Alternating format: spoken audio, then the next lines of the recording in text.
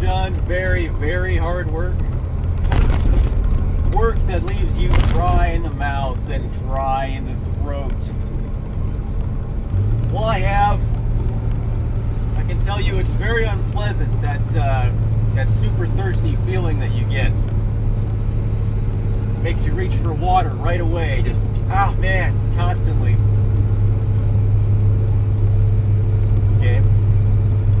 Well, if you've ever been quite that thirsty, and for me it was having to push my car a really, really long way, didn't have any water, I couldn't stop.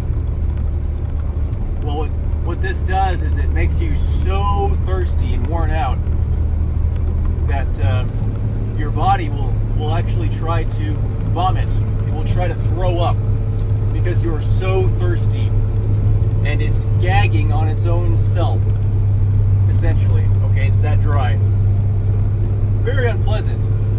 Very unpleasant. Makes you really, really want to drink real bad. Okay. We're going to look at a little piece of prophecy. First, though, Matthew 26:29, when Jesus says to us that he will not drink of the fruit of the vine until he drinks it new with us in the kingdom of the Father. He says, I'm done drinking wine until I drink it with you in the kingdom of my Father. Okay, that's Jesus. That's our Jesus right there. Because as we were going to be parted from him, he's demonstrating that this is going to be a separation for him as well in that way, because he loves us so much, he wants to be with us always. All right. Psalm 69:21. It says in this verse, for my thirst they gave me vinegar to drink. This is a prophecy about Jesus, about the Messiah.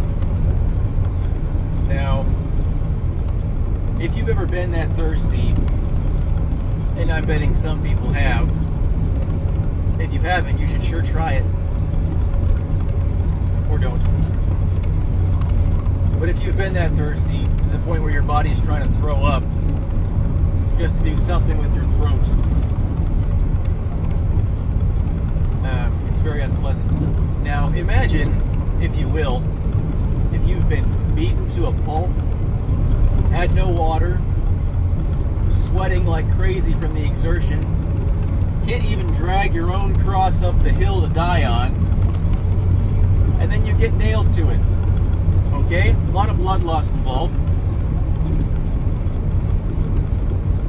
That is going to make you more thirsty than any little car pushing is going to make me thirsty.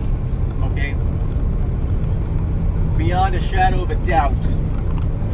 To say nothing of the extreme pain.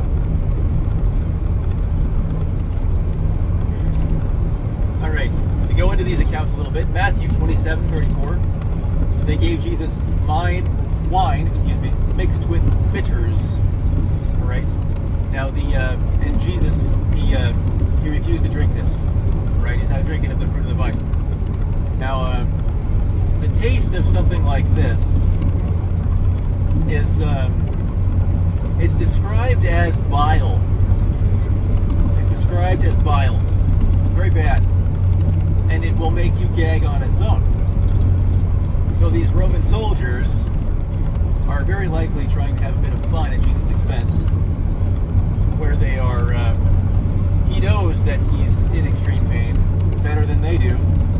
Well, how badly do you want this slight numbing effect of some wine? Will you drink down this stuff that'll make you gag horribly? They know what they're doing. They've probably done it before plenty of times. So, Jesus doesn't drink this, right? Okay. He's super cool.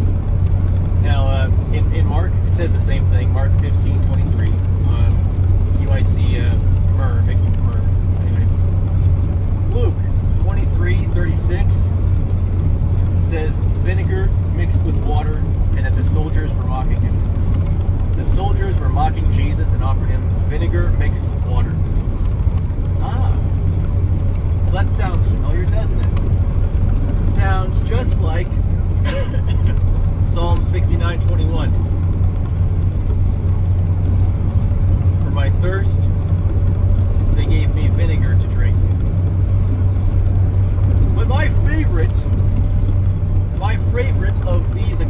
Gospels comes from John, as many of these do. John, the Gospel of John, absolutely the best, my favorite by far. Okay, so John 19:29. It says, they offered him vinegar and water and lifted it on a sponge as he's on the cross, on a branch of hyssop. On a branch of hyssop, they lifted this sponge of vinegar and water.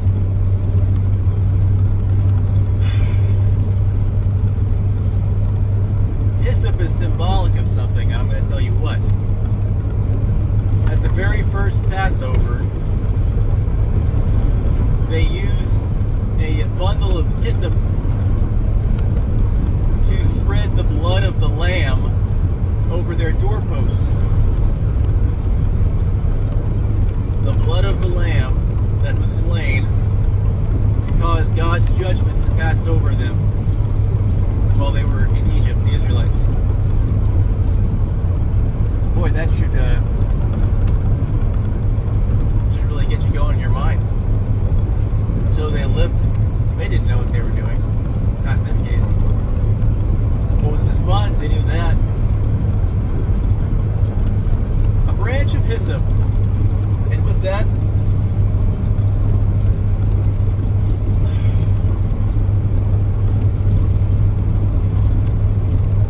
the lamb would cause God's judgment to pass over. Now the branch is only important because it's a symbol, but it's a powerful symbol,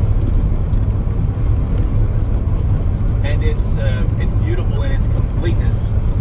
Just how complete that is.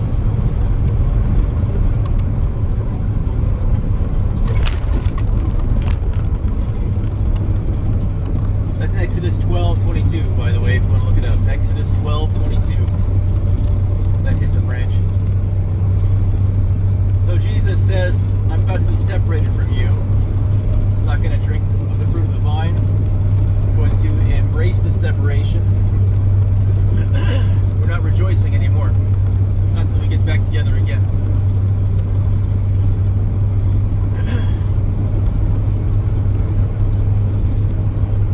And we will be back together again thanks to his sacrifice on the cross. Because we can only be with him if we are being forgiven of our sins. Alright, that's all for this video. I hope you enjoyed.